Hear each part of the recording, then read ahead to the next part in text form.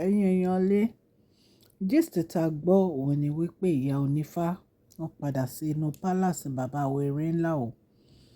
Wọ́n ní bí àwọn olórí ṣe gbẹ́ pé ìyá onífá ti dé, wọ́n ní gbogbo wọn, wọ́n ní eré kìtàkìtà kìtàkìtà, wọ́n ní wọ́n pa gúọ́gúọ́ ni wọ́n ní ìbànújẹ́ ó sorí àgbàkodò ni ọ̀rọ̀ yẹn já sí fún wọn.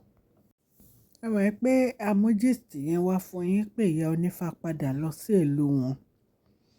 Wọ́n dẹ̀ sọ pé lóòrèkóòrè làwọn máa wo bàbá wẹrẹ ńlá.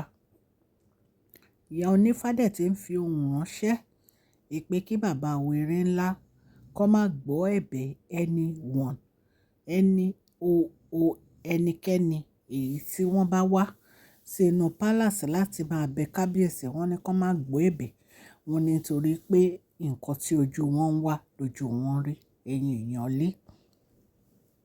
Ṣùgbọ́n bí a ṣe gbọ́, wọ́n ní ìyá onífá ti padà sí inú palace o. Wọ́n ní ṣe ni ẹ̀rù bẹ̀rẹ̀ sí bá àwọn olórí yìí. Ẹ mọ̀ pé àwọn olórí yìí gbogbo nǹkan tó bá ti gbé wọnú palace ni ìyá onífá máa ń rí. Recently la ṣe gist yẹn pé ìgbà tí àǹtí wa yẹn tó fẹ́ wọ inú palace kábíyèsí, wọ́n ní wọ́n ti rí i pé owó ẹyọ 21 ló wà ní ara aṣọ àǹtí wa. Wọ́n ní bàbá wẹrẹ ńlá dẹ̀ pé security guard. Wọ́n dẹ̀ sọ fún un wípé kó sọ fún yín pé owó ẹyọ yẹn tó wà lára ẹ̀ kò lè gbé wọnú palace àwọn. Wọ́n ní eré ni àǹtí wa bá kúrò ní ẹnu security gate. Ẹ̀yin èèyàn lé. Wọ́n ní gbogbo nǹkan tó bá ń ṣe báyìí, wọ́n ní kedere ló máa ń hàn sí ìyá onífá. Wọ́n ní ìgbà tí ìyá onífá dẹ̀ ti padà dé, wọ́n ní inú wọn ò dùn nítorí pé wọ́n mọ̀ pé gbogbo àṣírí àwọn báyìí ó máa tú síta ní kedere. Ẹ̀yin èèyàn lé. Ìyá onífá jẹ́ ìyá tó jẹ́ pé kábíyèsí fi sí inú palace wọn láti lè máa mójútó gbogbo nǹkan tí ò bójú mu àti nǹkan tó lòdì sófin àti nǹkan tó jẹ́ pé kò ní ẹ̀tọ́ láti ṣẹlẹ̀ ní inú palace. Nítorí ẹ̀ ní kábíyèsí fi wọ́n sí inú palace wọn. Ẹ jẹ́ kí n kí ẹ̀yin olólùfẹ́ mi ní ilé lóko àti lẹ́yìn odi wípé ẹ káàbọ̀ sí Mashola Gist TV. Mashola Gist TV ń kí yín. Mashola Gist TV ń kí yín. Adúpẹ́ adúpẹ́ atọ́pẹ́dá. Mashola Gist TV ń kí yín. Mashola Gist TV ń kí yín o. Ó ní ẹ ṣé o lọ́wọ́ ọkùnrin, lọ́wọ́ obìnrin, lọ́wọ́ ọmọdé, lọ́wọ́ àgbà. Lórí gbogbo bẹ́ẹ̀ ṣe ń comment, tẹ̀ ń like, tẹ̀ ń share. Adúpẹ́ ní ọwọ́ gbogbo yín. Mashola Gist TV ń kí yín. Ẹ̀yin olólùfẹ́ wa ẹ káàbọ̀ sí Mashola Gist TV. Ṣé àlàáfíà ni ẹwà gbogbo lè ń kọ́? Orúkọ mi ni Mashola kò yí padà. A máa ń sọ̀rọ̀ nípa celebrity gist, royal gist, politics àti gbogbo nǹkan tó ń ṣẹlẹ̀ ní agbègbè orílẹ̀-èdè bàbá wa ní ilẹ̀ Nàìjíríà.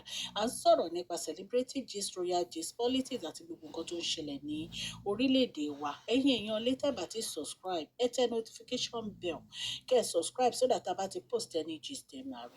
A ń sọ Yorùbá lórí channel yìí nítorí pé a fẹ́ gbàgbé àṣà àti èdè wa. Ẹ̀yin èèyàn lè à ń ṣe advert lọ́lọ́kùn òjọ̀kan lórí channel yìí, ẹ kàn sí wa ní Mashola Gist TV. Ọlọ́run Elédùmarè á bá mi gọ́wọ́ yín sókè o. Ọlọ́run Elédùmarè á bá mi ran gbogbo yín lọ́wọ́ o. Òkè òkè ni ọlá yín á máa lọ o. Ọlá yín ò ní lọ ìsàlẹ̀ láíláí. Bí a ṣe gbọ́ nìyẹn tán ní ìyá onífá. Wọ́n ní wọ́n padà sí inú palace bàbá wẹrẹ ńlá o. Wọ́n ní inú àwọn olórí odò. Wọ́n ní torí pé gbogbo nǹkan tí ó ṣókùnkùn kedere báyìí ló máa hàn sí ìyá onífá. Ẹ̀yin èèyàn lé.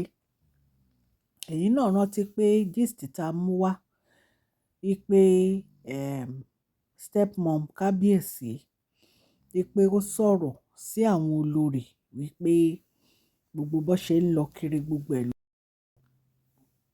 wípé gbogbo bí wọ́n ṣe ń lọ kiri gbogbo ẹ̀ pátápátá làwọn mọ̀ wípé àwọn ò kàn sọ̀rọ̀ ni nítorí pé àṣírí wọn pátápátá gbogbo ẹ̀ ló wà ń ta.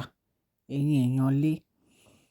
Ṣé ẹ mọ̀ pé ìgbà tí àwọn olórí yìí wà nínú palace, ọ̀pọ̀lọpọ̀ nǹkan ìyá onífá máa ń sọ fún bàbá wèrè ńlá nípa wọn tó dẹ̀ jẹ́ pé ó máa rí bẹ́ẹ̀.